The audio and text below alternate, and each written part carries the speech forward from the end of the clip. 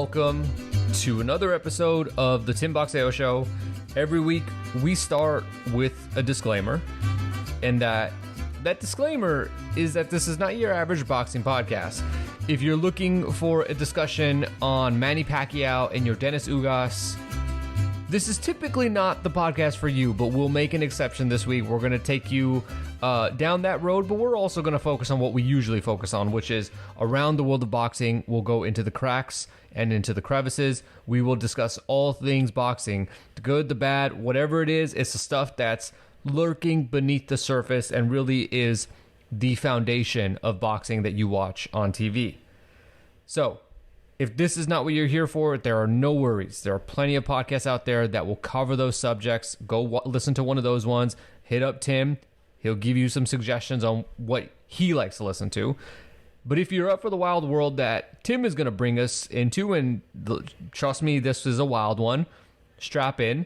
Let me introduce the main man here, and that is the TC Boxing Hall of Famer, the most reliable source for results of fights happening in Egypt.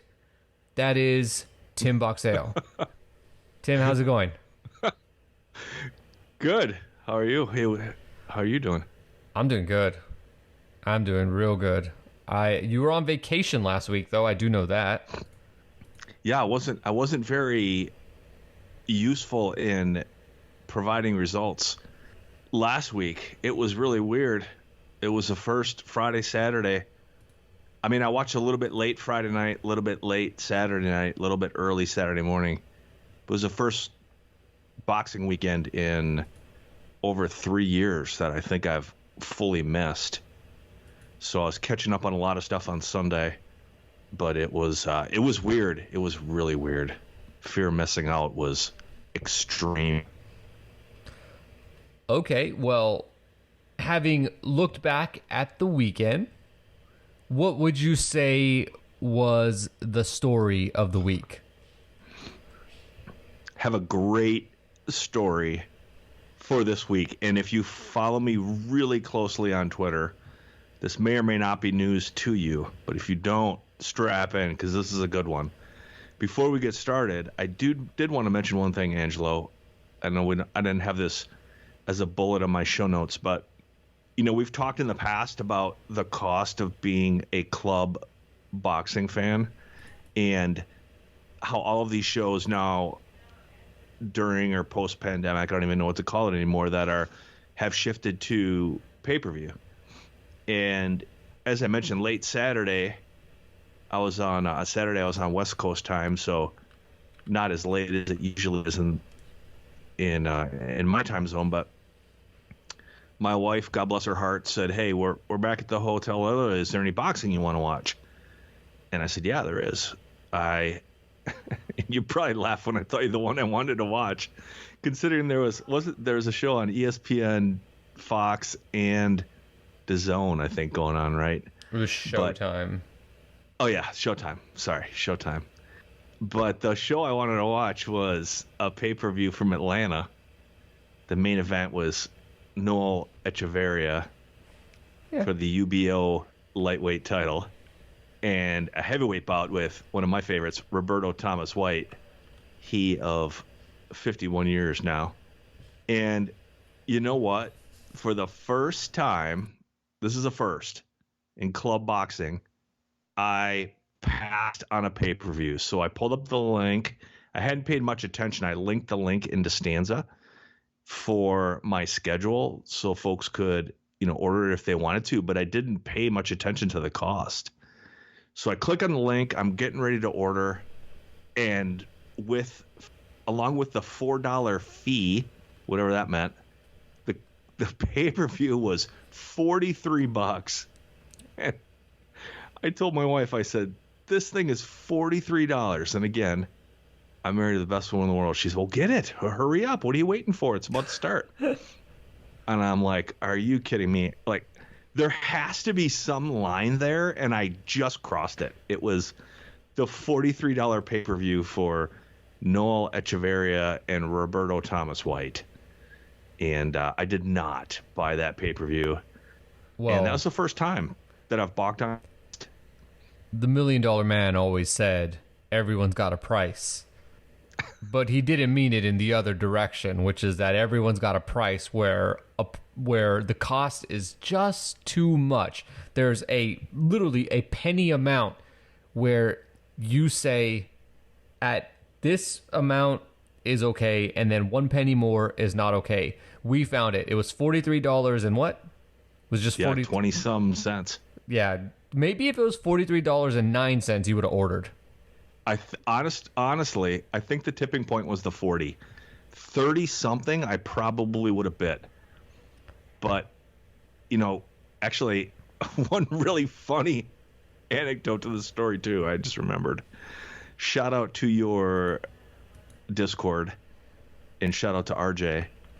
RJ posted my tweet in the Discord for Sunday Puncher, and one of the users responded to the tweet that I put up that said, I'm gonna pass on this at $43, and I can't remember the user's name, but he said, when Tim Boxeo passes on the cost of your pay-per-view, you've really fucked up. And I laughed so hard when I read that.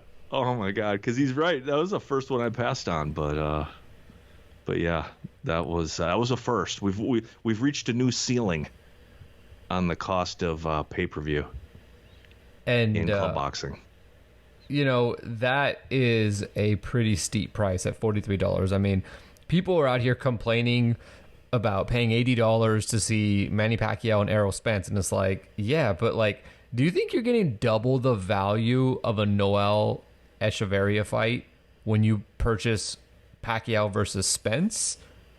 Or do you think that at $43, that fight is significantly less value than half the price of a Pacquiao pay-per-view?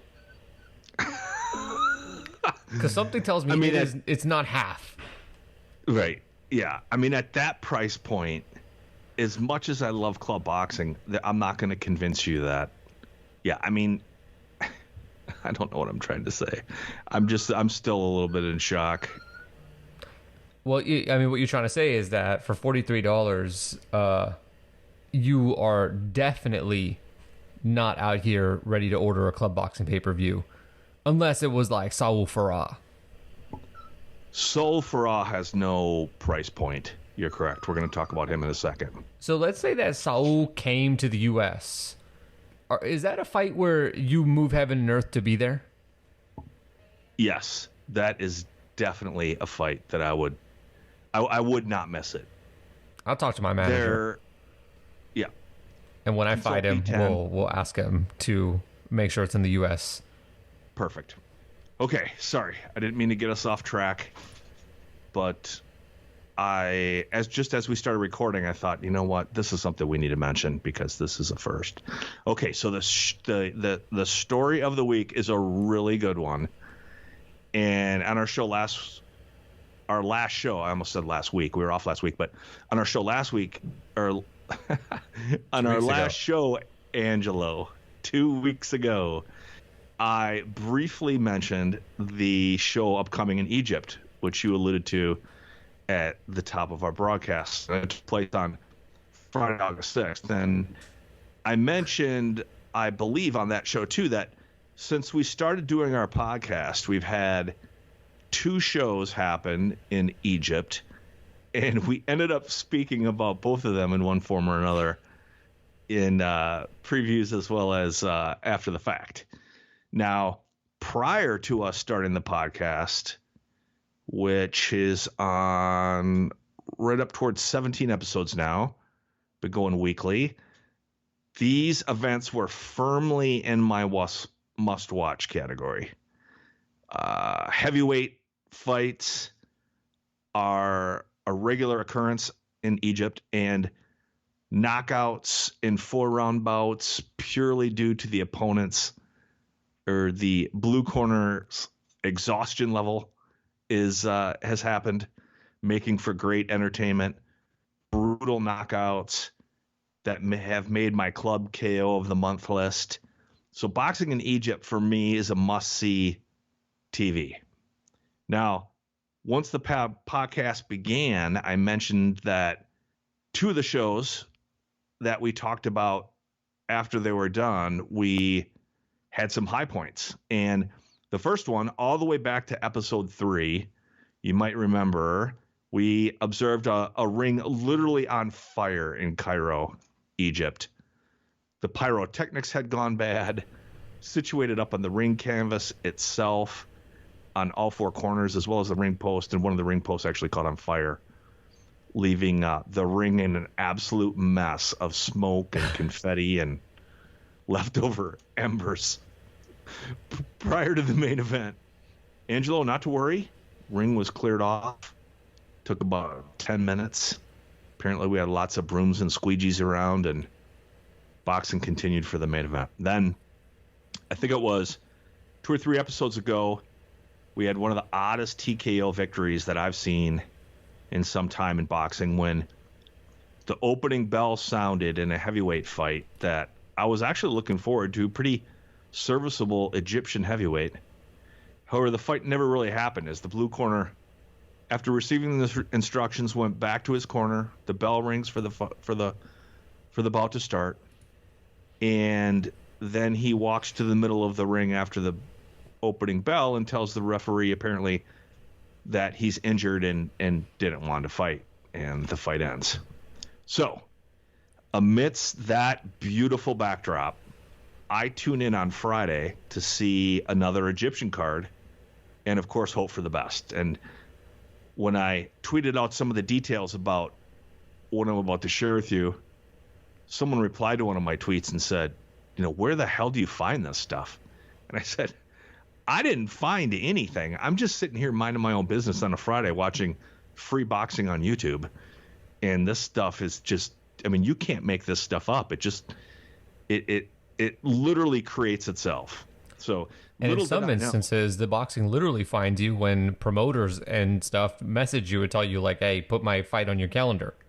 Yeah, that's happened, and I really appreciate that. And interesting side note, that's actually why it was one of my motivations to start the calendar, actually. So it's kind of cool that that's happening, because some of this stuff is so hard to find. I figured, hey, what if I make a calendar? Maybe this stuff will start coming to me organically. And that's happened to some degree, of course, as after I like to mention on every show, I think to remember that King Dinesh, of course, taught me his magical ways of finding all of these things. Okay, so back to the show. Little did I know, as I mentioned, Angelo, everything I've mentioned up to this point, that we would be able to top it with the event from Friday, 2 weeks past August 6th. And in typical club boxing fashion, the card goes live about 2 hours late, which for Egypt is kind of a staple. And one of the things that I love about Egypt, I don't know, I just love find tuning it in and be like, oh, well, I guess I'm going to wait here for 2 minutes or 2 hours. Interesting. It's just kind of endearing. And the reason why it's endearing is because endearing. It is. The show starts late. It's let's say it's in the US and they're kicking off the show at 8 p.m. Central Time in the US, and it starts 2 hours late, and there's 10 fights on the card. I just love the fact that they're as fired up to roll fights in the ring at like 2 a.m. as they are at 8 p.m. So for me, that's great entertainment. And best of all, I think with Egypt too, is it's live and free on YouTube, and there's been some bumps in the road on production over the last couple of years, but lately they seem to fine tune it, so you get a pretty nice stream, and they actually put graphics up, help you know who's who, and we're off and running. And one of my favorite parts about this particular show is we kick things off here on Friday from something that you loved, Angelo, the Mandy restaurant opposite Hacienda Whitegate 2 in El Alamein, Egypt. Yeah, not one, but the second of the 2 white gates. Yep. So if you're walking to the Mandy restaurant, past gate 1, and then once you get to gate 2, that's where you need to be. Yeah, there's a hacienda on the other side. That's how you know you're in the right spot. So the specificity, and this isn't, this is right on BoxRec, so it's not like we were digging too deep to find this little tidbit. I didn't go there and look around like, all right, this is not me writing directions to somebody on paper how to find something.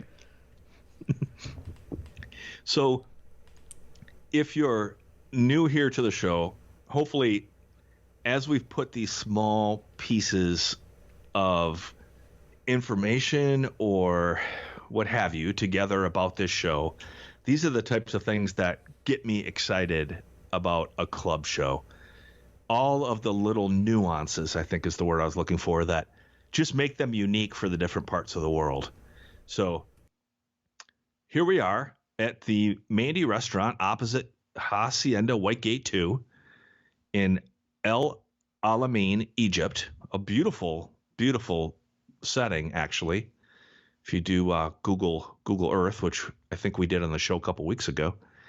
And to make things even better, God bless the promoter, we're going to kick the show off with Egyptian heavyweights. So I'm basically at a fever pitch at this point after waiting 2 hours. I'm in a great venue, and we've got Egyptians to of course we have Egyptians. We have heavyweights to kick off the show. Sami Abdallah, 6-0-1, versus Ala Abosir, who is 3-1. Neither fighter of which I've seen, but I very quickly realize as the opening bell sounds and 15 seconds into the fight, it's not going to be the drama of the fight itself that's going to make this card as interesting as it was between the two fighters.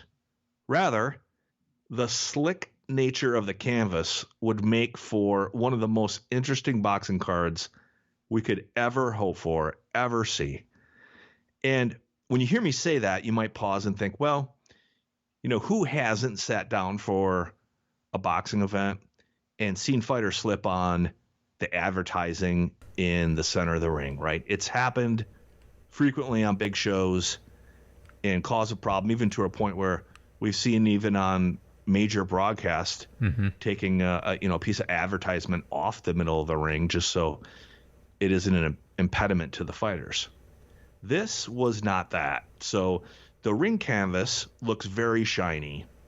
Now it's either wet because of the moisture in the building at Mandy restaurant opposite Hacienda Whitegate 2, or, which was an indoor venue, I should mention, or that combined with, we're in Egypt in August and it's 100 degrees. So those two things together are creating moisture on the ring. Or to add a third point, the newness of the canvas along with all the advertisements inside and all that rolled into one, we are now experiencing essentially hockey fights in boxing boots in a ring with a fight card that's scheduled for 5 bouts, which for Egypt is a very small card. Usually we're talking to 10 to 12 to 14 fights. Now, the heavyweight fight leads things off, and immediately it's a comedy of errors. Like I said, the first 15 seconds, we've got a fighter on the canvas from the blue corner due to a slip. We've got a 6-round bout ahead of us, and in each and every round, there are no fewer than 8 falls per round. And I'm talking 48, just by rough back of the napkin math, falls, which are impossible to decipher whether it's from a punch, it's from a slip. And then, and that happens in boxing all the time, right? You're watching it thinking, well, a punch landed. Did the punch land before the slip? Did the slip land before the punch? And the waters get so muddy that it's impossible to tell. And I'll say, the fact that after 2 rounds in this heavyweight fight, we don't have at least one torn ACL is definitely a testament to the athleticism of these two or their flexibility. Flexibility. Wait. Or their flexibility. Is this still on YouTube? It is still on YouTube. Someone should edit together a clip of just every slip and fall that happened, because I imagine it would be a viral video for boxing Twitter. Okay, I'll tell you Wait, what. were the slips and falls like ridiculous looking, like somebody falling on ice? Outrageous. So I have a link in the show notes to a tweet I posted with this heavyweight bout, and I just took 4 of the falls. I'm not even sure I got to the second round. I just wanted to give a flavor, and the clips are limited to 2 minutes on Twitter, so I wanted to give a flavor of the falls, and then, of course, the second part of the story, which I'm about to tell, which is, I mean, it's bigger than I was going to say punchline, but it's more than the punchline.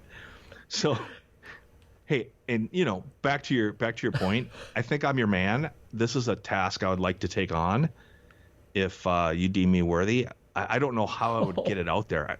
I guess I could put it on YouTube and then just tweet out the YouTube clip, because it's probably going to be about a 5-minute long video of falls. So this looks like, you ever have a slip and slide?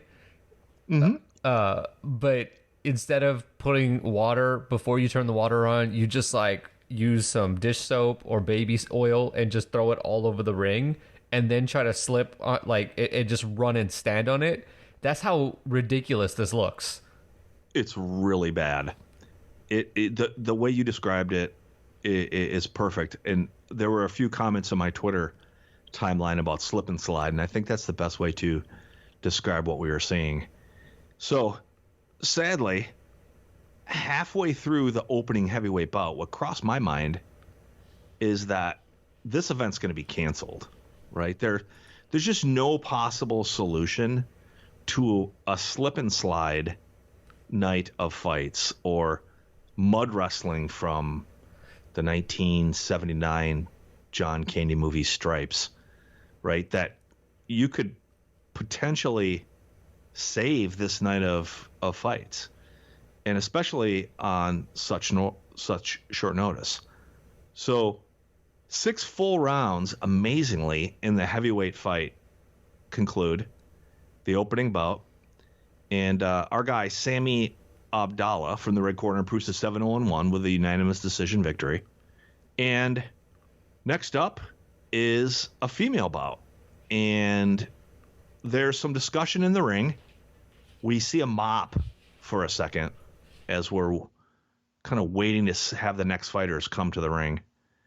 And then the camera shifts over to show, it's almost as if the cameraman walked off the ring apron and then walked out of the venue. So we're now seeing the cameraman exit the venue. And what we're seeing as he exits the venue is a beautiful array of Persian rugs. And they really did a wonderful job of in presentation of setting up this venue where you really felt like you were coming to a beautiful nightclub for a fun night of boxing, covered with Persian rugs and sculptures, and it was really a beautiful scene. And that lasts a little bit longer than expected, where they're not putting the camera into the ring and rather just focusing on the entrance. I think this is really strange. And then for a very brief moment, and I'm talking about maybe 15 seconds or so, and the camera isn't really focused on the full part of the ring so you can tell what's going on, but you get just enough of one of the corners to kind of understand what's happening. And it's at this point you realize they're taking the Persian rugs from the entrance and they're putting them in the ring. Duct tape is seen, which I think is a great choice for affixing Persian rugs down to the ring. So the Persian rugs that were lining the entryway are now being very carefully placed in the ring to alleviate the moisture and condensation that is causing the slip and slide effect. Boom. Problem solved. Persian rugs, solution by the promoter has been reached. Now, that's where things even get a little bit better. You would think that at this point, it would cross someone's mind, you know what, let's give it a little bit of a test run. Let's have the promoter, maybe even the ring announcer, move around in the ring a little bit, and just see how things hold up. That doesn't happen. We call the females to the ring, and we're ready for fights. At this point, I'm almost frozen in place. Like, I know a viral moment's about to happen in front of me, and I'm in such a state of shock that I just took a screenshot. I didn't even start my recording on my video yet because I just couldn't believe what I was seeing. I'm like, I just got to at least get a picture of what's happening here. So we don't run a test. The females come to the ring, and they are announced. And if you're looking closely, you can notice that they merely are walking to the center of the ring for the instructions from the referee and then back. And we have one or two really close calls on trips with the Persian rugs as they're aligned in the ring. So you can only imagine when they start to run in the ring and really put some force down, what's going to happen. So the bell rings, signaling the start of the bout, and it progresses to be what might be some of the oddest 60 seconds of professional boxing I think you'll ever see. Just on the way into center ring, one of the fighters kicks up a rug as they're ready going in to touch gloves. But not to fear, the referee's there. He kicks the rug back into place. Kind of in the same way if you have children on a Saturday morning, you've got hardwood floors, let's say, and you're following your 2 5-year-old boys around, and they're running around with their hockey sticks or baseball bats or wiffle bats or whatever they have. And the rug just comes up, and you're following behind them and just kicking the rug back into place. And that's what the referee does. Well, we have some major slips after that, some major unfurlings of these beautiful Persian woven rugs. And the unavoidable happens after about 60 seconds. Time is called. The promoter, again, makes another quick decision. The rugs are removed. And amazingly, they must not have used too much duct tape because the rugs are removed, I'm not kidding, within about 2 minutes. No more rugs in the ring. Apparently, there was nothing absorbent in the underside of the Persian rugs because we are immediately back to a hockey rink. And off we go. Problem solved. The promoter decides a torn ACL through moisture is better than a torn ACL through getting your foot caught in a Persian rug.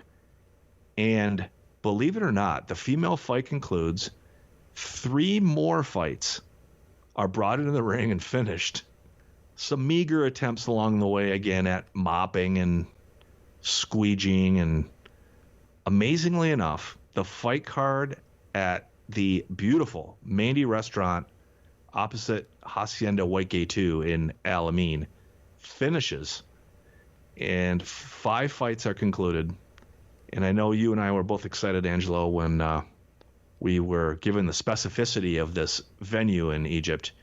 But sadly, I doubt we see another event in the near future here. Or maybe we do, and we just see a much better ring canvas. I'm not sure which. But that brings me to the end of what might have been, again, honestly, with a ring on fire, an event in Egypt that even was somehow able to top that. And it had to be the story of the week this week. Yeah, I mean, it's easy to see if the ring is on fire. That is understandable because you have fireworks. I can't even explain or even think about how was it possible that the ring was that wet. Yeah, I don't understand it either. I can't tell you, and if you look at the clip I linked in the show notes, it looks wet. I mean, the ring canvas is so shiny. I don't think I've ever seen a ring canvas so shiny. But it is hard to tell if it's moisture or if it's, I'm not an expert on ring surfaces, so but I don't know. I just don't know if they come that. I mean, maybe you got to break them in. I don't know. Well, here's the other thing: you wear shoes, so those boxing shoes should have a degree of grip on the bottom. The ring to me looked like a liner for a swimming pool. Yeah, it did. Yeah, it didn't really look like a ring apron, but they were able to get the advertisements. I mean, affixed to it without a problem. That's for sure. No advertisements were moving around on the ring. It's kind of hard to tell if they affixed them to them or if they were printed out that way on the canvas. It was a really odd situation. I'll tell you, I think the Saul Farah stomping incident might be the most viral thing I've ever tweeted out. This was definitely second to that. This got a lot of traction on Twitter. All right. Well, yeah, I saw it and I was like, because I watched the clip with and I didn't read what she said. I just saw the video. I look at it. I'm like, is that a rug? Or multiple rugs? What is going on here? Necessity is the mother of invention, as they say. All right. Well, what about fights? Any particularly good fights that maybe were contested on a surface that was not slippery? There's one really good one I want to walk our listeners through, and this was one I had to sadly watch on Sunday with a spoiled result. A number of people messaged me about the outcome of this fight, so I wanted to walk through the fight with you and share with you because it was a really, really good, really from a dramatic perspective, a really entertaining, really dramatic club level fight. And I think we'll end up at the end of the year on my list of club fights of the year. And it happened Saturday night in Decatur, Georgia. 24-year-old Darren Cunningham is 12-0, and he faces unheralded 24-year-old Filipino. And I feel like I've seen a lot of Filipinos fight, and I'm not familiar with Joseph Ambo, and he's 9-2-1, and they are meeting in an 8-round bout for the vacant NABF super bantamweight title. Now, Ambo, Filipino descent, and he is now, however, living and training, it looks like, in California. So Cunningham is a prospect that some have probably heard of. He had a pretty decent amateur career, even engaged fights with Victor Ortiz, Antonio Vargas, Shakur Stevenson, all of those fights losses, but someone who had a pretty good run as an amateur. He's a St. Louis fighter, but moved to Las Vegas in an attempt to take his career to another level. And his career fits perfectly, I think, into our show and with our listeners, as 8 of his first 9 bouts, Cunningham's, contested in Tijuana before taking his next 4 to the U.S. as he built up a record of 14-0. And his first bout of any significance in the U.S. back in 2019 was a unanimous decision victory over someone named Jonathan Ramos, and it was in Madison Square Garden on the undercard of Devin Haney, who was fighting RCC Promotions fighter from Russia in the headliner, Zaur Abdullayev. So listeners might remember that card. It was just 2 years ago, and Darren Cunningham goes by DC3, and the nickname was deep on the undercard of that. So as you might imagine, though, with that type of career trajectory, this fight here coming up against Ambo that I'm about to share with you is, in my opinion, Cunningham's first real step up in competition. So we've got a really good main event from Decatur. So here we go. The bell rings to kick things off, and right from the jump, Ambo aggressively runs across the ring and attacks Cunningham. Now, he's throwing hooks with both hands and especially zeroing in on the left hook. Lands a few immediately, and just 15 seconds into the round, drops Cunningham hard to the canvas. So we've got Cunningham on the canvas already here in the first round. Cunningham gets up, takes a standing 8, and you quickly see that he's cut, and he's cut badly over his left eye. And this cut is looking like it's going to be trouble for him as the round continues. And it's meaningful because a fight or two previous, I'm forgetting which, one of the fights was stopped due to a very similar cut that doesn't look nearly as bad as what we're seeing now on Cunningham early, just 15 seconds into the fight. Now, as I mentioned, this is my first time seeing Ambo fight, so I'm not sure really if that left hook is a normal part of his arsenal or more part of really kind of the game plan that he had put together, but he is firing that left hook at will. So action continues. Cunningham is trying to keep his distance now. What we, of course, as a fan of Cunningham, you'd hope you'd see trying to get his legs back, trying to get his feet back underneath him, while Ambo continues to press the action, continue to fire these wicked left hooks, and cracks Cunningham with another one. And down goes Cunningham. A knee touches the canvas, and it's only about 50 seconds into the first round, and now we've got Cunningham on the canvas twice. He's up, taking the 8 count. Head looks pretty clear.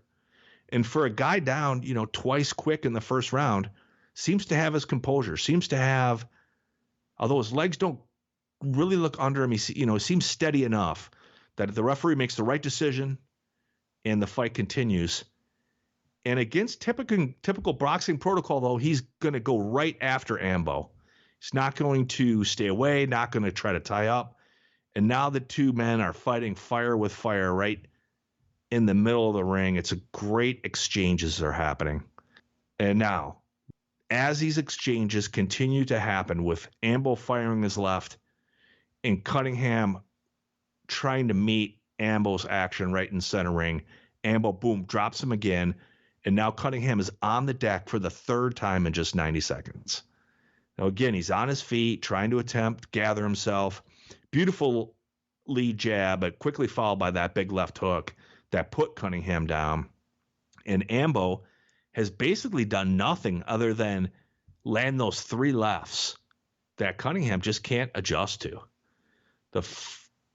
He's back up, gets a standing 8 count. The ref says, okay, I'm going to let the fight continue. Blood is now pouring down Cunningham's left side of his face. He looks tired at this point, looks really hurt. Fighters trade shots again. The bell sounds, and Cunningham literally wobbles back to his corner at the end of the first round. And we see a 10-6 round for the A side coming out of the red corner. And Cunningham, DC3 now has a huge hill to climb in this only 8-round bout. The doctor is taking a look at Cunningham, and as the bell rings to start round number 2, we get a little bit of a delay as the doctor's starting to look closely at the cut on Cunningham's left eye. And as I mentioned, a fight had just been stopped previously, so it seems very unclear whether this fight's going to continue. It's bad enough shape where we're getting ready to start the round, and Cunningham is still bleeding down the left side of his face. But the doctor says, hey, it's in a safe spot. The fight continues. So Cunningham starts the round as he should. He's keeping elbow at a distance now, and he is starting to just move around the ring and pump his jab and really keep the Filipino fighter away from him. However, it's starting to also become clear to those that are watching that Albo's hand speed is a problem for Cunningham. And I would even say Albo's hand speed is at a higher level than the prospect on the other side of the ring of him. And even though Cunningham is starting to stay at a distance well for the first time in the fight, Ambo continues to do what he does. He's attacking Cunningham, and we're about 2 minutes or so now into the second round, and Ambo walks slowly forward and starts with a nice lead left hook, and Cunningham, again, right on his ass, hits the canvas. So now we're about 5 minutes into this fight, and Cunningham has been on the deck 4 times. Cunningham gets to his feet again, relatively clear-headed, following the referee instructions, but legs just don't look right, don't look well. And we restart, and Ambo attacks Cunningham, runs across the ring, and clearly just tries to finish him. We're right at the end of the round, though, and Cunningham does a really nice job of tying up, and the bell sounds to end the round. Cunningham is in serious trouble at the end of this second round as he heads back to his corner. Now, Cunningham, as the bell starts to round 3, I think does a really nice job all throughout the round in keeping his distance, staying away from that left hand that's put him down on the canvas 4 times now. The 4th round kind of starts the same. Cunningham's doing a nice job staying away, working his jab, and tying up when he needs to.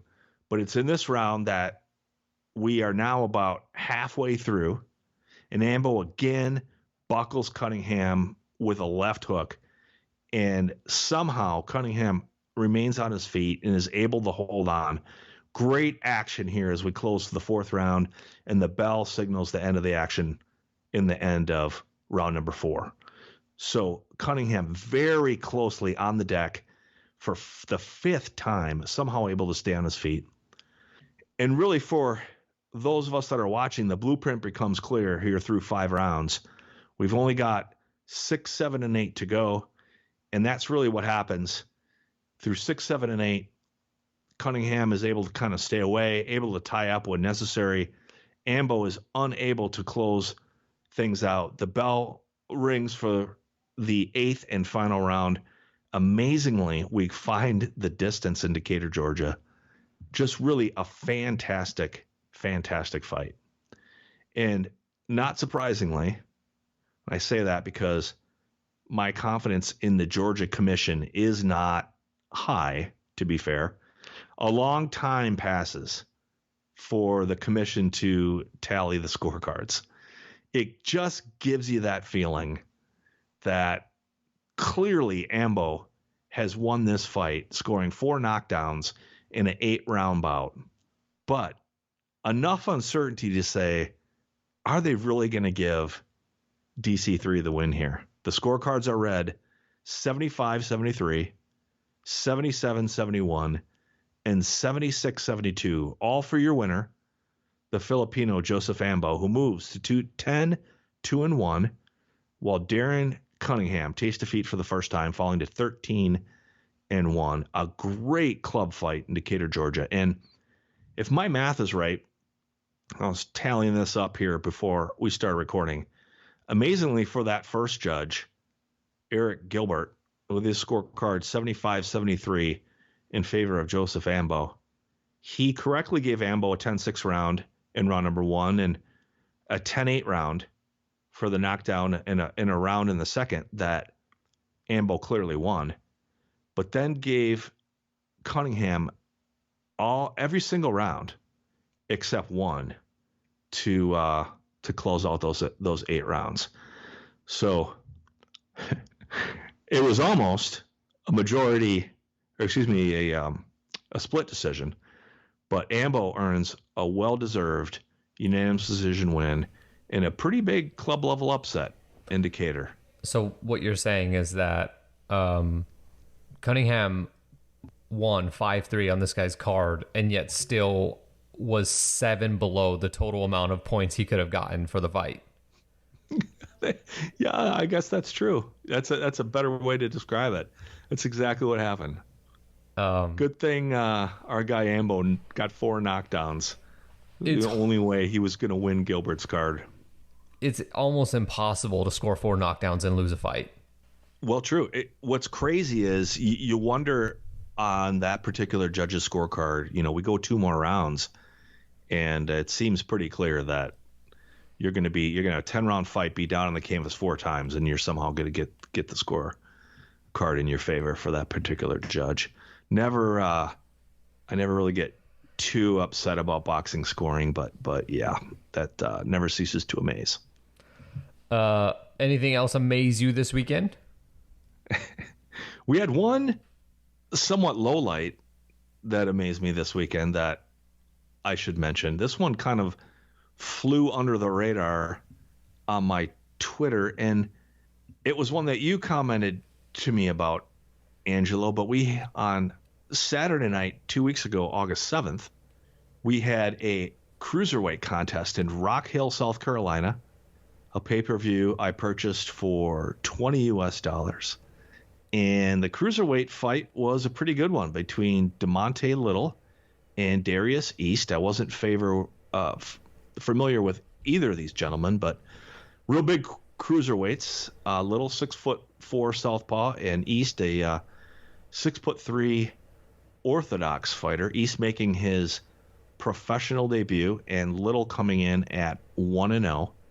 And it was one of those extremely odd scenes that you've only seen a handful of times in boxing, but along with the Olympics, amazingly enough, all within the span of 3 or 4 days, it seems we saw it twice on this particular weekend. But cruiserweight Darius East, the debutant, moves to 1-0 when he wins his pro debut with a majority decision 4, and Demonte Little falls to 1-1.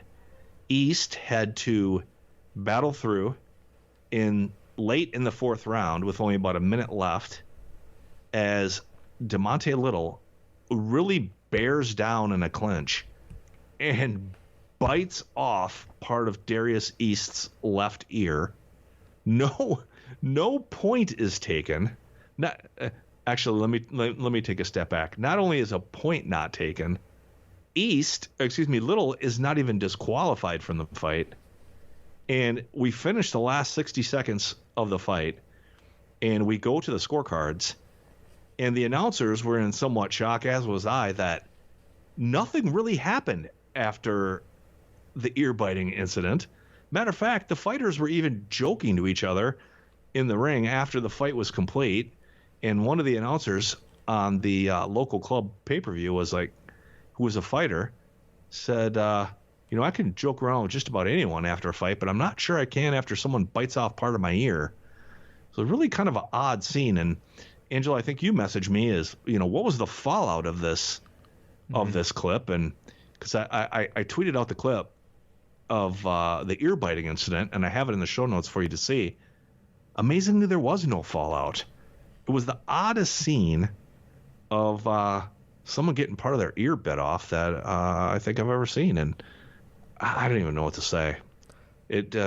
What is there to say? He bit his ear off, and then the fight was just like, oh yeah, don't worry about that, guys. Just keep going. Yeah, we've only got a minute. I've seen fights stop for far less. Yeah, there's no doubt. And I could probably be even friendly to a fighter that hits me in the nuts 4 times in a row in a 4-round bout, but I think ear biting is my tipping point back to our top of our discussion. Maybe they ruled it an accidental biting, and therefore you can't really, stop it. You can't really DQ somebody for something that's accidental.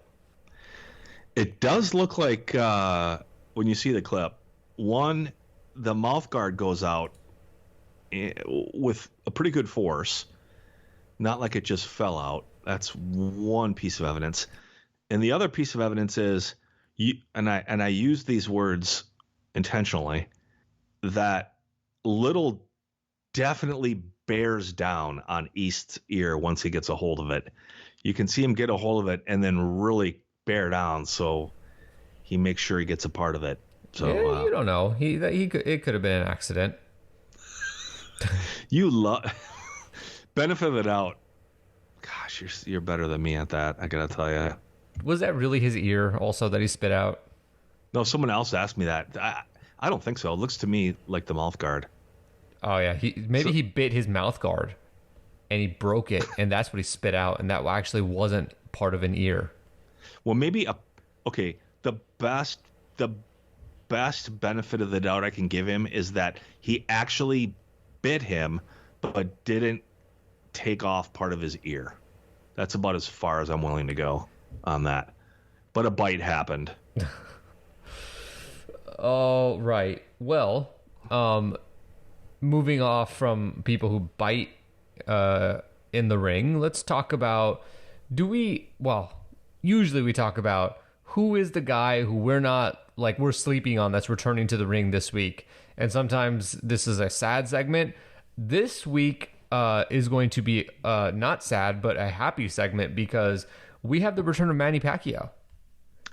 It could be a sad segment.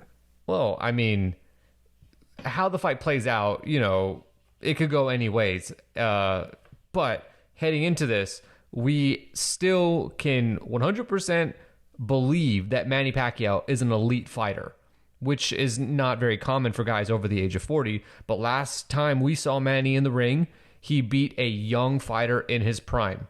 He is a welterweight champion, regardless of what the WBA does or doesn't do. And he's returning to the ring this week. So I wanted to have a conversation with you about Manny Pacquiao. So I'm a huge Manny Pacquiao fan. Isn't it course. amazing too that, of course, isn't it amazing too that we're in August of 2021? It's been 2 full years. I mean, Pacquiao is 42 years old. And it was amazing that he fought Keith Thurman 2 years ago. And not only is he 42, but he's coming off a 2-year layoff. And obviously there's a whole bunch of reasons for that, but I mean, it's almost shocking. And yeah, you mentioned, I mean, there's, Bernard Hopkins is one that always comes to mind about someone fighting well into his 40s, and George Foreman, but neither of those guys fought the way Manny Pacquiao fights. That's what also makes it pretty amazing. Yeah, that's a really good point. Foreman, obviously, as a heavyweight, had a much different style, and there were different requirements of what he had to physically do in the ring. Hopkins was able to develop a style that was, I mean, I called it this for back in the actual moment, but you could still call it this, I think, which was it was a smoke and mirror style. There were fights that I don't necessarily know that Bernard won. The Carl Murat fight, if you go back and watch that fight, it's like, is the work Hopkins is doing really that impressive here? And the answer was yeah, maybe, but it's Bernard Hopkins, so whatever, benefit of the doubt. I know. Yep. I certainly, as a fan of Hopkins, I was like, yeah, he's definitely beating these guys. If it's 6'6", you lost to Hopkins. Sorry, you should have done better. Yep. He's 45. But Manny Pacquiao fights the same way he did in 2010. He does. And I mean, even a guy like Floyd, who is one of my top handful of favorite fighters of all time, and relied a lot on his hand speed. It would make more sense to see him, for me, fight into his 40s because of his defensive prowess, which Manny has just never. I mean, even Floyd at 60% hand speed with his defensive prowess, you could see fighting into your 40s at a high level, and Manny's still standing there taking some to give some. So it's shocking, but so let's get the first point out of the way. Yeah. When did you start? See, you always like to harp on that you're an old guy when you're not even that old.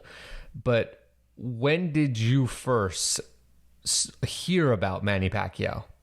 So I think to help our discussion along, it would be beneficial to maybe share some definitions, right? Because you talk about this all the time on our podcast about what a hardcore boxing fan is and what a casual boxing fan is. And, Pacquiao turned pro in 95.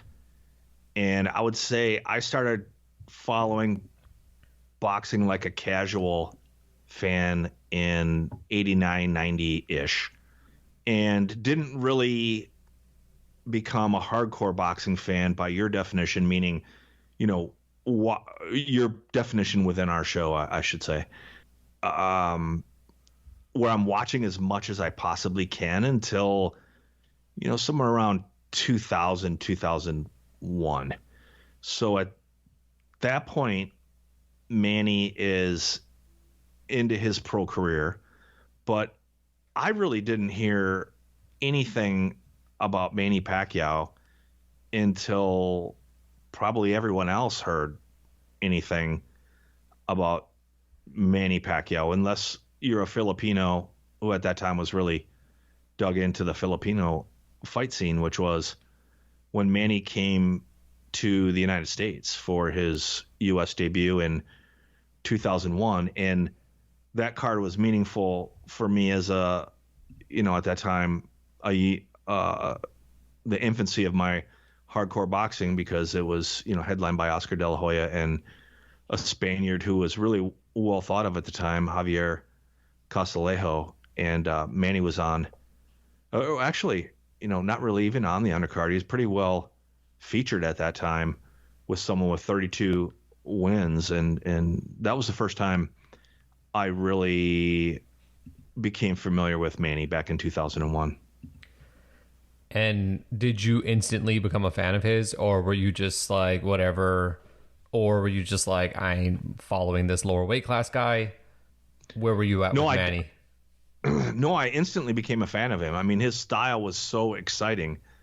But much like everybody, I think, at that time, it just seemed pretty clear that he was more of just a one-trick pony, right? Like, he had crazy power for his size. I think, if I'm not mistaken, he was around 122, maybe 100, even as low as 118 pounds for that fight. So his knockout ratio for a guy that small was someone that I definitely was going to keep an eye on going forward, but never, ever thought that, he'd begin to develop to be more of a complete fighter as he has. But definitely someone I was going to watch. Yeah, for sure. When do you think, over the course of you following him, that the switch flipped and he went from like not so heralded super bantamweight to, wow, okay, this guy's a star? Yeah, maybe I was I don't know. I remember around that time, I have a good friend named Ramon who I grew up in the club boxing scene with, and he's of Filipino descent. So we would talk a lot about Manny. And one of the things him and I always talked about, and I think you and I briefly talked about this on a podcast or two ago, is just some of the mainstream, not all, but some of the more mainstream boxing writers on Fight Night, how quickly they snap their fingers on this being the biggest robbery, or this person being, the biggest superstar in boxing, just based on what we saw in that evening. So I don't know if I'm late to the party in my answer. It's a long roundabout way of getting to what I'm about to say, is that for me, it was Manny's TKO defeat in 2003 of Marco Antonio Barrera in San Antonio, that it was really one of those fights that when Pacquiao was down early in the fight and then had Barrera down a couple of rounds later, and Barrera still was enough of Barrera at that time. I mean, yeah, he had lost,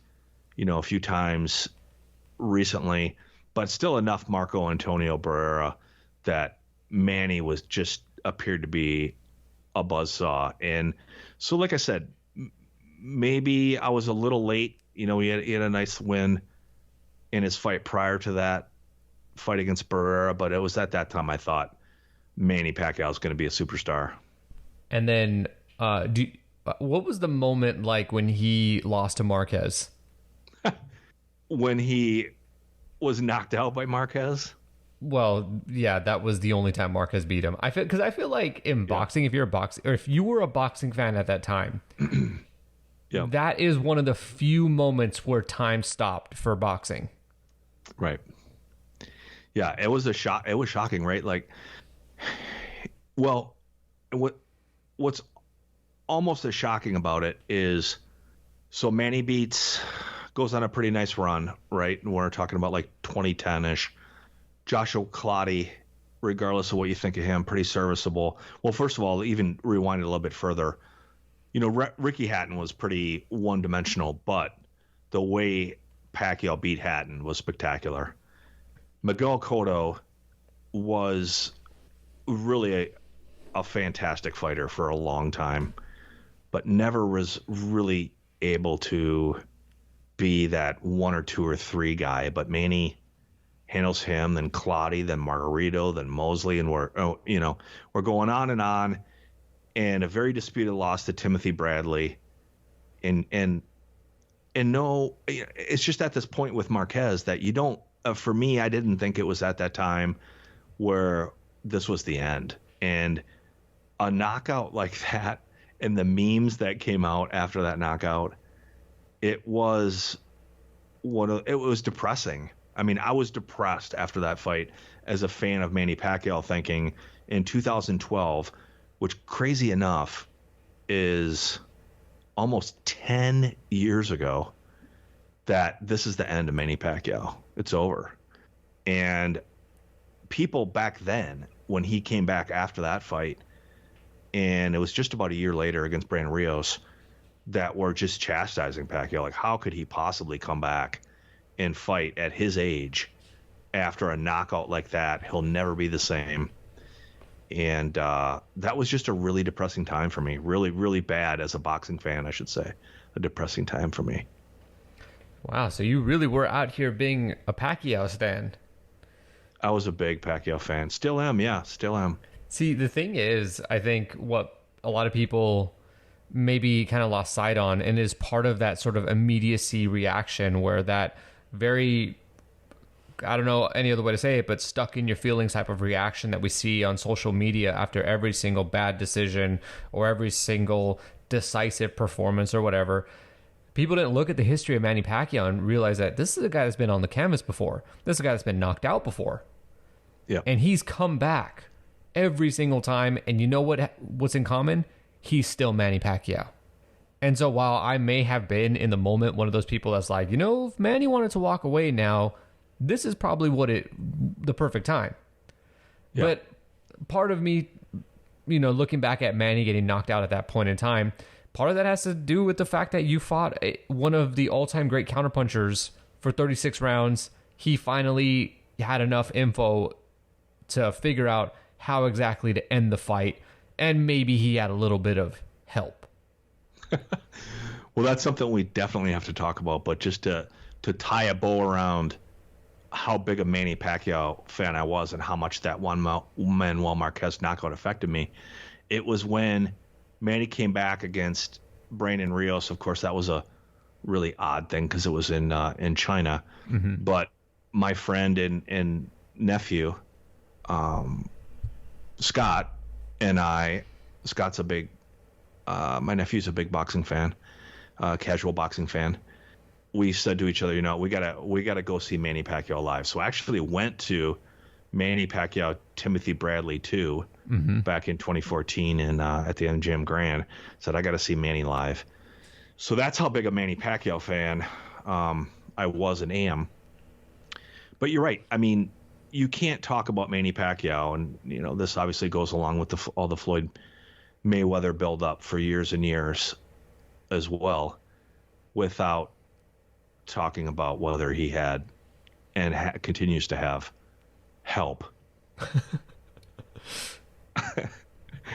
And I guess, and this goes for me in baseball too. I know you're a big baseball fan. I guess for me, it's like you're either caught or you're not. Mm-hmm. I mean, there's got to be a line, and just for me, it's whether you're caught or not. I mean, there's just so much circumstantial evidence around so many different fighters. And it's the same way in baseball. So if you're caught, you're caught. If you're not, you're not. And I just got to keep it black and white. And Manny hasn't been caught. You're going with the defense. It's funny. You sent me a thing about Sean Gibbons today. And that's connected to that thread yesterday where someone on Twitter was going back and forth with one of Top Rank's matchmakers or something about whether or not Top Rank had been investigated and guilty of like bribery and fight fixing and all that stuff. This was back in 2000. and somebody, which this is the defense that you see so many times in these sort of like finger pointing accusations, which was just like, well, we were never charged, so obviously we didn't do it. And it's like, well, that's not quite that's it. I mean, technically it is a defense, but it neither confirms nor denies the truth. And it's just still out there. And that's the defense here, is like, well, you ain't caught him, so clearly he ain't doing anything that's detectably wrong at the moment. Yep. And the flip side to my argument is this, and I firmly believe in the flip side of my argument, is that kind of like what we were talking about at the start of our discussion. If you are Floyd Mayweather, if you're Bernard Hopkins, if you're George Foreman, it passes the common sense test to me that you can fight into your 40s with the fighting style that you can. Being someone in my 40s, an athlete in my past, and certainly not a professional athlete, but an athlete in my past, and now feeling what my body feels like now, it doesn't pass the common sense test to me that Manny can continue to fight at 42 years old. And, well, look at the Keith Thurman fight. You know, find a second gas tank in rounds, 8 through 12. It Jeez, just you are well prepared for this one. It doesn't pass the common sense test. It just doesn't. So, but in terms of, who I'm going to chastise, like, so as an example, you hear people all the time say these things about Canelo, right? And, Canelo was caught. So it kind of is what it is. And, he's caught, and Manny wasn't. So I don't know, man. I mean, there's got to be a point of, what's the right word? There's got to be some delineation there somewhere, right? On the drug topic. Is it intentionally left like vague the way it is right now for a reason? Because it's such a good story? Well, no, because we actually just don't want to know. Oh, right. As a fans.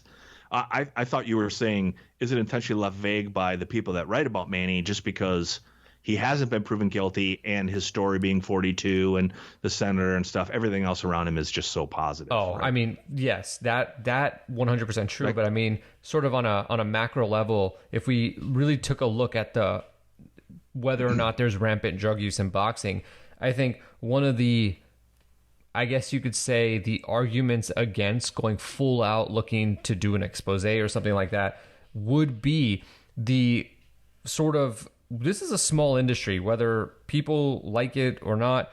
Boxing isn't like the NFL. A scandal rocking boxing like what was it? I don't remember what that report was called in baseball, but the report that revealed all the drug users. If that came out in boxing, the financial hit that boxing would take would be pretty bad. And so in order for everyone to continue to eat, well, maybe you don't want to go down that road a little too hard. You don't want to investigate too closely. Yeah, no, you're right. And I would like to know, but I think things are, I don't know. I would like to know. I would. As a fan, I want to know, black and white. I mean, it's, I don't want there to be a rampant drug problem in our sport, but this is the kind of stuff that we talk about on my podcast, which is we would then do 30 minutes on like, well, who do you think is most likely to be guilty? And then we go back and forth and list off people. We're not going to do that here because this is a more, let's say we don't get into the weeds as much over here on that sort of thing. Do you ever use on your podcast, since you're a West Coast person, do you ever use the Barry Bonds test? Do you ever look at the fighters and see whose head has changed the most? Oh my God, I'm not doing that. Okay. Like right. If you got time to be doing that, okay. Maybe you remember this, and anybody who's been on the internet as a boxing fan for 10 years or so, you clearly remember this. But don't you remember people back in the day like posting the pictures of like, look at him at this way, look at him at that way. And Juan Manuel Marquez is clearly seeing someone different. He's clearly got somebody different in his camp. Or, oh, look at Manny Pacquiao. There's no way that his head is this much bigger. And it's like, every single one of these pictures has different lighting, is taken from a different angle, is taken from a different distance.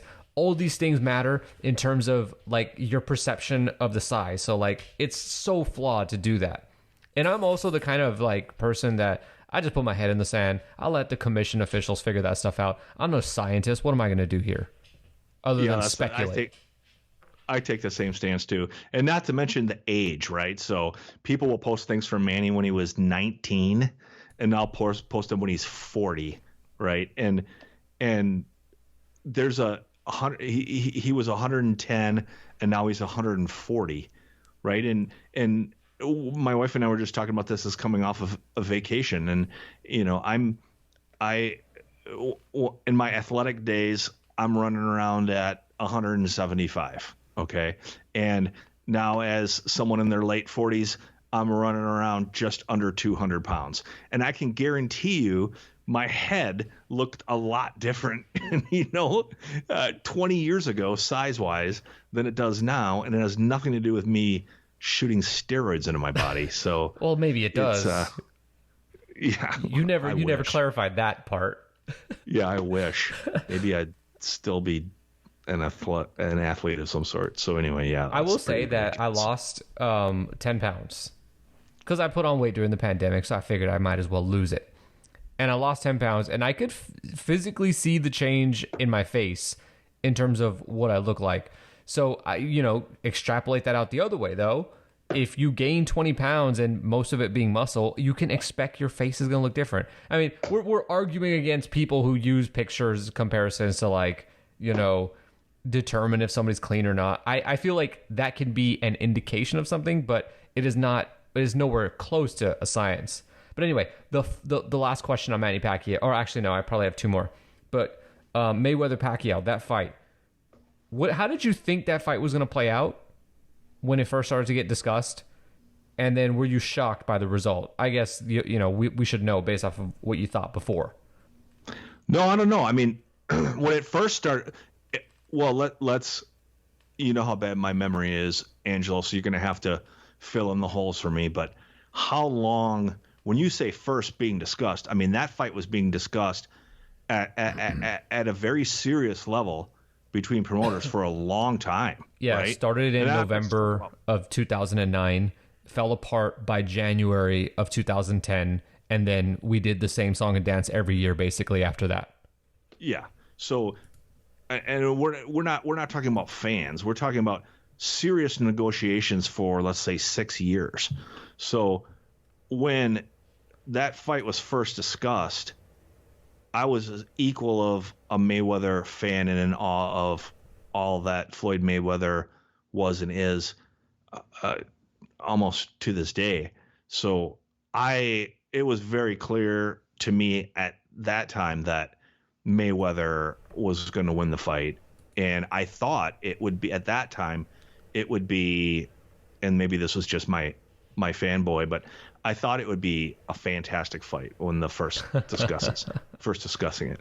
Now, as we got closer to the fight and both guys were a little bit older and Floyd at that time started to change the way he fought a little bit as he got older and was taking a little bit more of a defensive approach.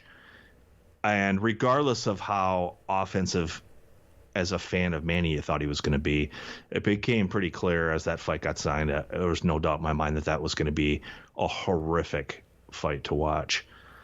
And I thought for sure at that point Mayweather was going to win. I would say I was a bigger and really not anything to do with me being smart in the matchup. I was just as much of a Pacquiao fan as I am. I was just a bigger Mayweather fan. So I just thought Mayweather was going to win more out of fanboy than any sort of me tying X's and O's together. I think it's pretty funny that the guy who loves these like violent back and forth slugfests on the club level is also the biggest Mayweather stan out there. Yeah, Mayweather's probably my favorite fighter of all time. I'm not hipster enough to say it's Sugar Ray Robinson or something when I never saw Sugar Ray Robinson fight. You know what I mean? But although he did fight many opponents that you would have really appreciated. He did, yeah. Yeah, that's true. That's a fair comment.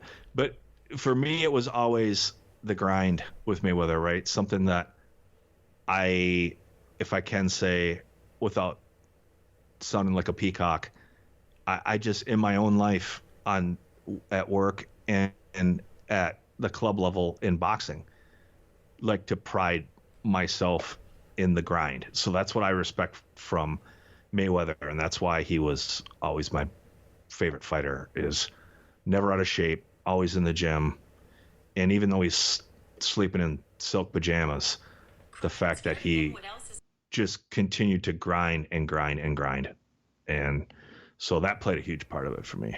So when you would be getting up at like 5 a.m. for work or whatever, were you doing the hard work dedication to get yourself out of bed? You ever say, like, no, it was the fact that I would hit my snooze for an hour and not get out of bed till 6, and Floyd, like, at least to what he presented to all of us, never seemed to ever do that.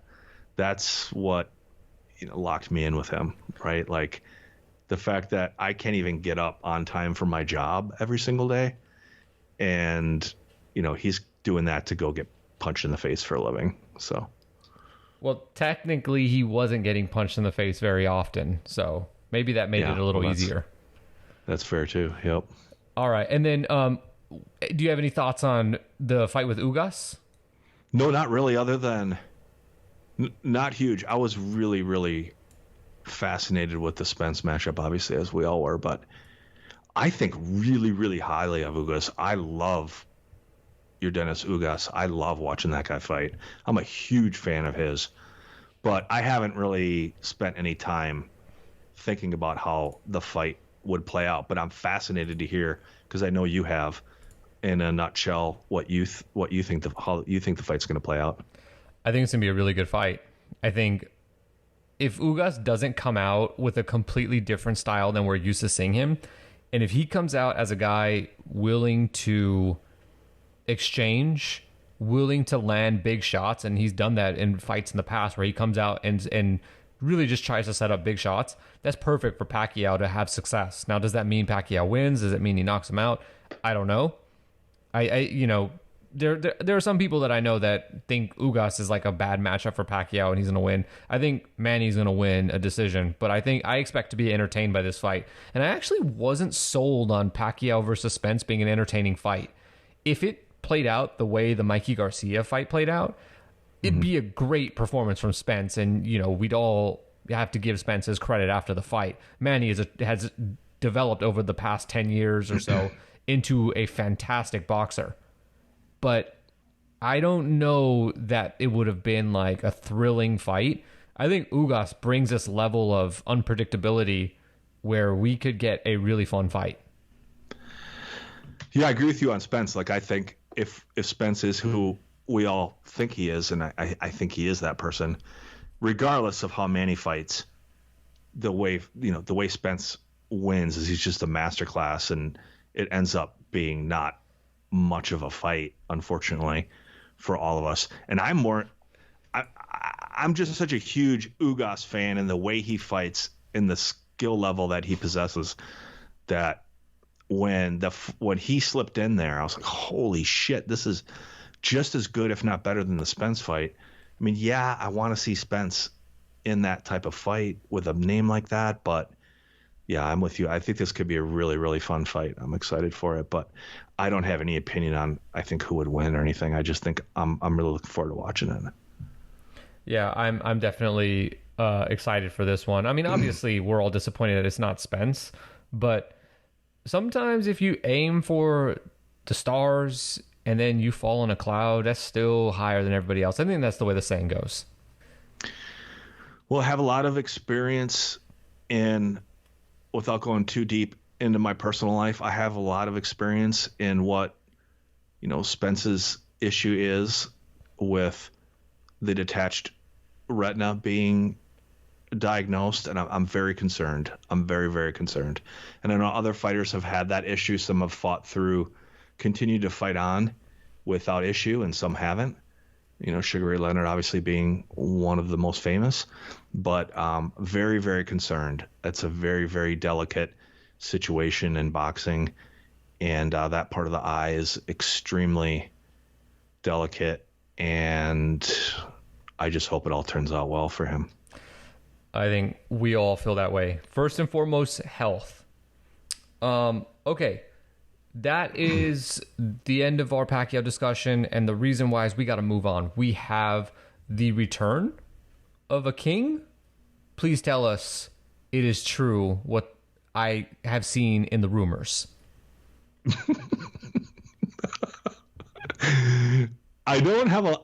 Sadly, I don't have a lot of detail. I've been doing a lot of work trying to figure out some of the things that I know you're going to ask me about, and I haven't got any responses. But yes, we have the rematch that the world has been waiting for.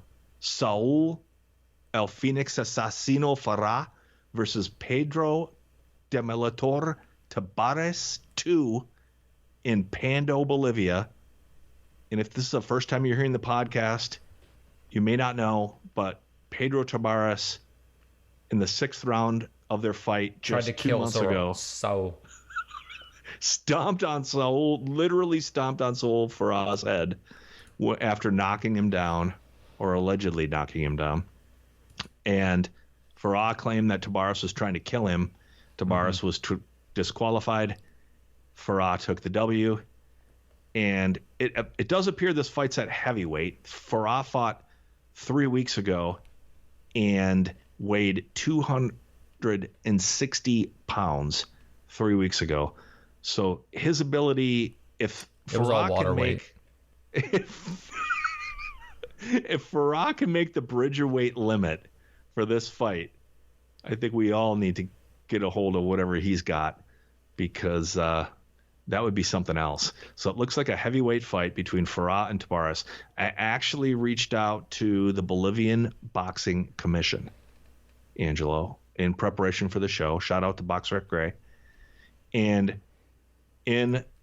with the help of my wife, composed a very formal letter requesting a response, claiming to be media. You've now on our show called me media, so I guess I have to be media. And put my Twitter link and the podcast link in my notes, but I have not got a response on how 2 months after being disqualified for stomping on a fighter's head, Pedro Tabares can be in the ring again in Bolivia. Well, that's one question I had. Yeah, so no answer to that. I did reach out to a pretty famous fighter in the club level within Bolivia, who I will not name nor confirm, so don't start asking me questions about if it's this guy or that guy, because he told me to keep it off the record. But he claims that the reason why this fight's able to go forward is basically the power that Saul Farah has within the Bolivian Commission. If he wants to fight Pedro Tabares, and they can put 7,000 people in the seats in Pando, which they did 2 months ago, which is a pretty damn good gate. I don't know if tickets were for sale or for free, but nonetheless, pretty good in the middle of the rainforest in Bolivia. Then Farah can make that happen, and he has that kind of power. Of course, naturally, he's a king. The king, El Gran Campeón. And it looks like this will be Saturday night, live streamed. We should be on the Pacquiao's Ugas undercard. Technically, actually, Pacquiao and Ugas is the undercard for this. True, exactly. They've targeted the date because they know they can trump it, and it'll be live streamed on Facebook. There should be more than one really nice streams available to view this fight. So I'm really, really looking forward to it. You and BoxRec Gray should do the English commentary. Oh, that's a fantastic idea. That would be really good. Get Corey Erdman on the job too. Just get the whole crew together. Oh, geez, me, Corey, and BoxRec. I would be humbled to be alongside Corey Erdman and BoxRec Gray, because Corey Erdman, his reputation speaks for itself. He is the best blow-by-blow guy for me in the world for boxing. And then BoxRec Gray is quickly proving to be a formidable match for with Corey. And then, gosh, if I could just sit in on the sidelines and make wisecracks once in a while, that'd be great. I would love it. We should. I'm going to message those guys when we hang up. That might be in the works. This is brilliant. All right, on to my next question. You've seen the poster for this fight, haven't you? I have. So can you confirm with me, because I'm sure anybody who's seen the poster is wondering this, are they going to be doing any drug testing for this fight? Not for Pedro like weed and stuff, but I mean like for performance-enhancing drugs. Well, in Pedro Tabares' defense, yeah, as I mentioned on the rundown, he works for WWE or something. He does come from that weightlifting background, so that's where they dug him up from. Oh, so he's clean. I got it. Well, no, I never said he was clean. I said he is a weightlifter, period. And then, where the discussion goes from there is a whole nother thing, but he's definitely been in the gym a lot. Yeah, Pedro's been working out for this fight. He's been working out a lot. He's been pumping iron with Dave Bautista. He looks jacked. Yeah, he's pretty ripped. And, for a guy who's never fought a professional fight before, back to the first fight, he can actually fight a little bit. So, I thought he was a pretty decent fighter. This was not a TikTok versus YouTube type fight. Pedro actually looked like he knew what he was doing, to some degree. And, one funny thing, you mentioned the poster. I put the poster out, and I'm really excited about this fight. And someone commented, and I wasn't familiar with this person, but someone commented that they called me a diehard boxing fan, which, of course, I really, really appreciate. And then he said, you love to tweet out things that 12 people are interested in. And each thing that you do tweet out, it's not the same 12 people. And I thought that was a pretty unique comment. I'm like, well, that started out as a backhanded compliment. Yeah. Well, that's okay. I love it. So, A, you're probably right.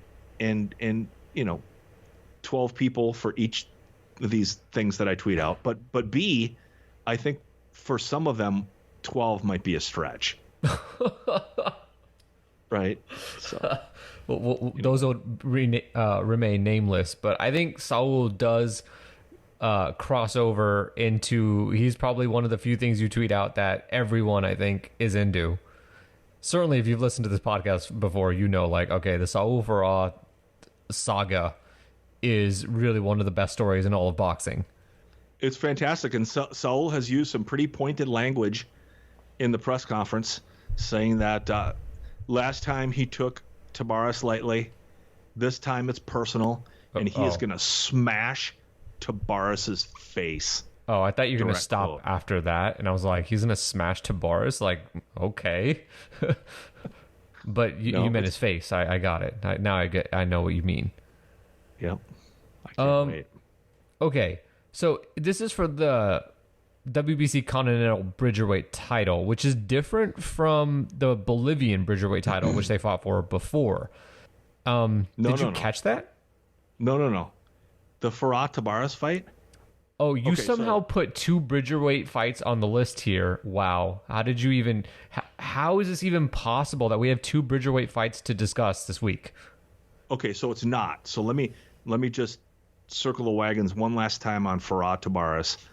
It does appear, when you look at the poster, because it mentions it's for the national title, which Farah holds at Bridgerweight, right? And Marco Kenny, I've mentioned on the podcast before, holds the Bolivian heavyweight title, which he took from Farah in 2020. So, makes sense. This Farah Tabares fight is for the Bridgerweight championship. But, like I mentioned at the start of our discussion, in his last fight 3 weeks ago, Farah weighed 260 pounds. Their first fight, Farah and Tabares, was actually a heavyweight fight, believe it or not. And after that fight, Farah, in that post-fight interview, and you have to catch it because he only says it once, that he not only, Farah I'm speaking of, is the Bolivian Bridgerweight title holder, but he is also the Bolivian interim heavyweight champion of the world. Oh, God. So, it's my conclusion. Oh, God. That this fight is for the interim Bolivian heavyweight title. And you guys thought the WBA was bad. I mean, sure, the WBA may or may not be trying to sneak one past us with a little bit of a stack the deck type of card situation, but there's an interim Bolivian heavyweight champion? God bless. I wish there were two. All right. Well, we all look forward to you posting the clip of Saul's. We'll see if Pedro plays by the rules this time and doesn't try to end Saul Farah's life this time. All right. What else do we have this weekend? So we took a pretty deep dive on that one. So if you don't mind, I'll do some rapid fire. Obviously, sure. Pull the reins back if you want to talk a little bit deeper on any of them. But for a pretty light weekend overall, I do think there's some really fun stuff. Friday night in near San Diego, California, we've got a UFC Fight Pass card. Shout out to our friend Corey Erdman, who we just talked about. Corey will be doing the blow-by-blow on this broadcast. So if you've never heard Corey do a broadcast, you're in for a treat. No one researches their broadcast more than Corey, and it's just a real enjoyable listen. That'll be on UFC Fight Pass. Plenty of ways to watch that. Not that I distribute those things, but there's plenty of ways to watch that if you're interested in it. And former number 1 ranked Tijuana heavyweight, and I say former because they removed him from the rankings, Elvis Garcia. He's 11-0. He's fighting someone named Joel Shajgreen. I've never heard of that guy. 10-2. And DeBella announced today that, I say former Tijuana heavyweight, this is being contested for the WBC Continental Bridgerweight title. So there we go, a continental version. Way back in maybe our first episode, Angelo, we had a discussion about a fight for the WBC Latino Bridgerweight title. I don't know if you remember that, but we've got a continental version up for grabs here Friday night. So I don't even know what to say, man. I'm just gonna move on. Yeah, so, I'm just gonna laugh. Yeah, we'll just keep it rolling. So also Friday, live on pay-per-view, a couple of shows ago, I did a deep dive in M&R Promotions out of Florida, and there's some really cool stuff on their show. They're doing a pay-per-view for $5 on a really reliable network Friday night, and coming out of Miami, and there's some good fighters in the A side here. Mike Plania, Magic Mike, Romero Duno on the card. Seriously? Yeah. I had heard that Plania was supposed to be on the Pacquiao undercard, but if you look at his opponent, there's no way they would have put this fight on the Pacquiao pay-per-view card. No. His opponent's 18-31-5. Oh my God, that's so sad for Plania if you think about it. This guy's showed up on that top-ranked card last summer, got that really impressive win, and the combined record, I'll just say, fought a guy who was 5-3, now fighting a guy 18-31-5. Jeez. Yeah, kind of rough. The headliner's Melvin Lopez, pretty damn good fighter, bantamweight, 25-1. He's an M&R fighter. There's a heavyweight mixed in there, not against the best opposition, but actually Hungarian Olympian Istvan Bernath, 5-0. He's a destructor. He goes out to kill. So he's fun. And he's in against someone named Thomas Hawkins, 4-6, out of Houston. Thomas has been knocked out 3 times into 6 losses, so that might be a short fight. Just want to say those 6 losses have all come in a row. Not on a good run. And the run started in 2015. This is normal for club boxing. All right, this is normal. These are normal things. I'm just saying, if you want to first put down $5 for the first time ever on a club level pay-per-view, I guarantee you for M&R Promotions you'll get some good entertainment. They keep the fights rolling. It'll be a lot of fun. I'm looking forward to that show. It's going to be really busy Friday, because also Friday night, live and free on YouTube, we're down in Tijuana at the Grand Hotel. This fight is not, at least not right now, on BoxRec. I don't expect it to be on there until after the show is completed. But heavyweight signed to Chris Lovejoy is DeAndre Savage. He is 1-0, and DeAndre Savage is, a prospect at 30 years old in the heavyweight division with a little bit of upside. He was a Olympic qualifier as an amateur and played college football in Oklahoma, and now 1-0 as a heavyweight. So he's got some upside. He can fight. I traded messages with Mr. Lovejoy, and he may be on this card, but probably more likely back in action September 3rd.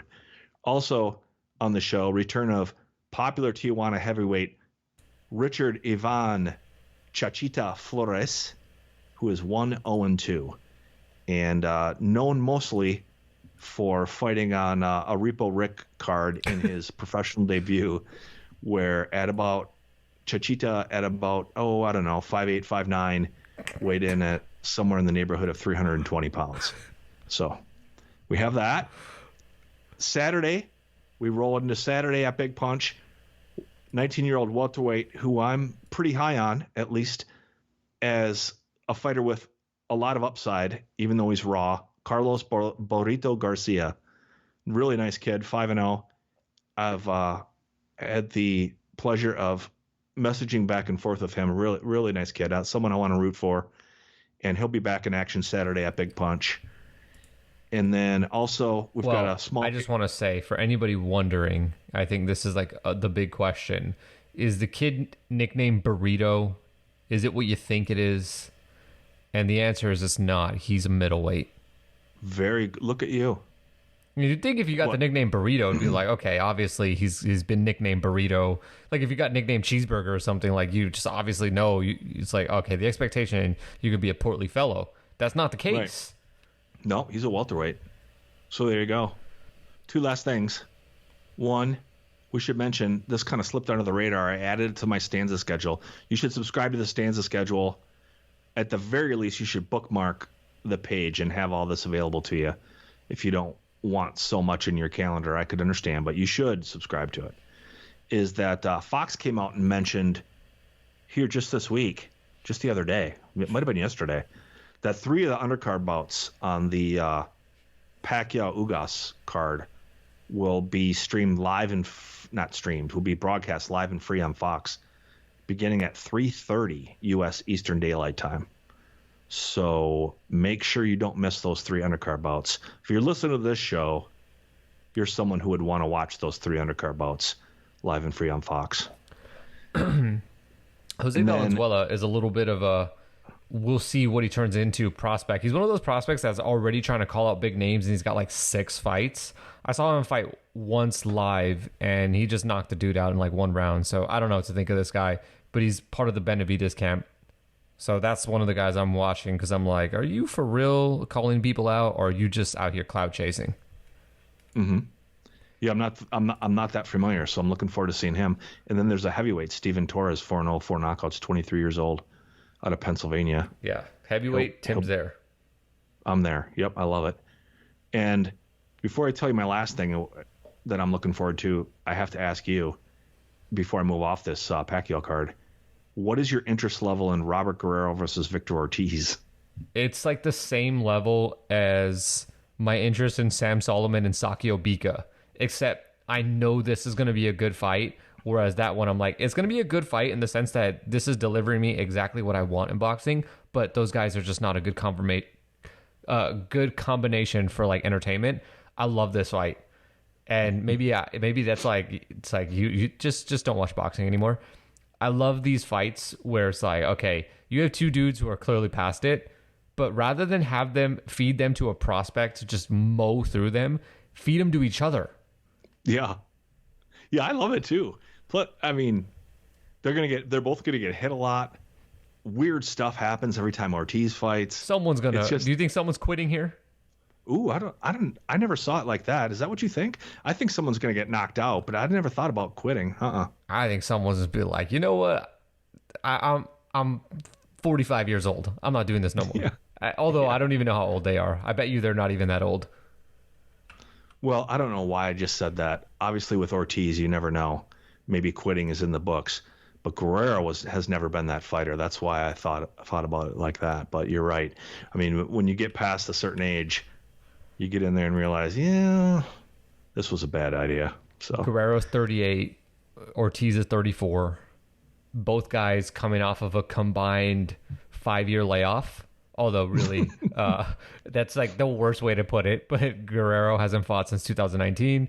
Devin Alexander, or not Devin, Victor Ortiz, although Devin just recently came back too. Victor hasn't fought since 2018. This fight was like supposed to be the opener, but with Spence dropping out and another fight fell through, this has been basically promoted up the card. And I think we are going to get a glorious fight for as long as it lasts. Well, God bless. I mean, that's one of the most frustrating things about the way they sometimes lay out these cards, right? Especially when you're trying to be a good ambassador to their sport and you're getting your friends interested in stuff and these fight cards, and then they put a showcase fight with someone that you know is going to go 12 rounds and bore the shit out of everybody. At least you know, if you're telling your friends to tune in, we're going to see some fireworks on this up towards the top of the card. So I have no complaints with that. All right. Last thing, close out the show. I put this at the end for a reason, just because we're going to stay on brand. But it is BKFC 20 fight week in Mississippi. And I'm a little disappointed. There's only one female fight. I'm becoming a huge fan of female bare knuckle fighting because the females in this sport are badass. But we do have two heavyweights on the card. Dylan Kleckler, who was supposed to be in the main event on the last, I believe it was the last show, and got injured. Maybe it was the one before. Or maybe I'm crossing up my information. I don't care. You know, in bare knuckle, I really don't care who fights because they're all entertaining. But then we have another heavyweight, Tony Lopez, and he's interesting because he's the guy that J.D. Chapman fought in his first comeback fight in 13 years back in June. And we covered that on our last show. Oh, my God. This has come full circle. Yep. So there we go. Tony Lopez, bare knuckle. So bare knuckle FC, you can watch this thing by subscribing to a single month on their app for $4, and you don't have to commit to anything. And I'm telling you, if you're bored of everything else I mentioned for Friday night, you'll get a good night of entertainment out of bare knuckle 20. If I may indulge with the story about this, so this is on a Friday in Mississippi, and yesterday, which would be 2 days ago when this launches, myself and someone else were watching on Twitch. Well, he was watching on Twitch and I was watching on his stream. Him watching a show called Heroes of Wrestling, which was like a train wreck, like attempt at what are those things called when like you have all the old bands play a show and they're like all washed up and stuff. It was like basically all the old washed up wrestlers doing a show in Mississippi. It was called Heroes of Wrestling. It was an absolute train wreck. But at the beginning of the show, they did this sort of like promo video for Mississippi. And I thought it was really funny that like all the shots that they showed of like showcasing Mississippi were like zoomed in on things, but they kept cutting to lightning striking. And I was like, what is the message that you were trying to send? If like you're trying to sell me on beautiful Mississippi and you have this like casino and stuff, and yeah, oh yeah, lightning keeps striking like right on the coast. I thought that was really odd. But anyway, I have seen the only bare knuckle I watched was the Paige Van Zandt one where she lost, and I was just really not happy with that for obvious reasons. She'll be back. Well, I mean, she signed like a 3-4 fight deal or something. She will definitely be back. You know, a photo that I saw of Paige Van Zandt after that fight that shocked the hell out of me. I don't know why it did, but it did. And I think it was on her Instagram, and it went viral. And she's sitting on the bed in her hotel room. I can only guess is after the morning after, and flipping off the camera. And I don't know why she's doing that. But what shocked me was both of her hands. I've never seen someone's hands as black and blue as her hands were. And considering these guys are fighting in girls and guys are fighting in bare knuckle, I don't know why that surprised me, but it was just like, holy shit. Like, I've never seen someone's hands look like that before. And, well, pretty wild. Where did she post this? On her Instagram. Okay, so go to Paige Van Zant's Instagram if you want to see a picture of her black and blue hands. I thought it was interesting, man. I don't know. I like weird shit. I'm sorry. We couldn't tell. Yeah, that's why we're here.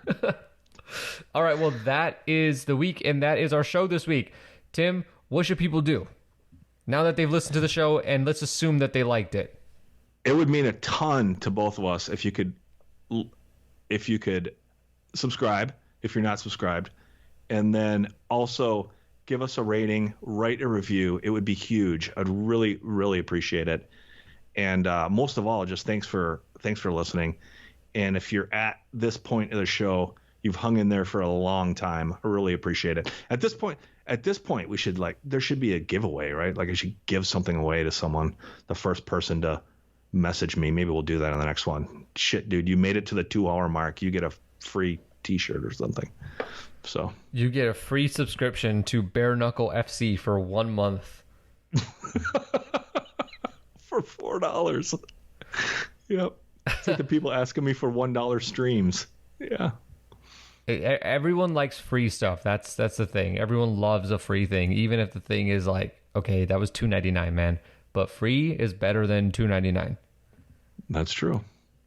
All right. Well, we will be back next week. Thank you guys so much for listening. We will hopefully be back to recap a great fight between Manny Pacquiao and Yordenis Ugas, and then also talk about the triumphant return of Saul Farah, or Pedro will have finally succeeded and ended the reign of Saul Farah.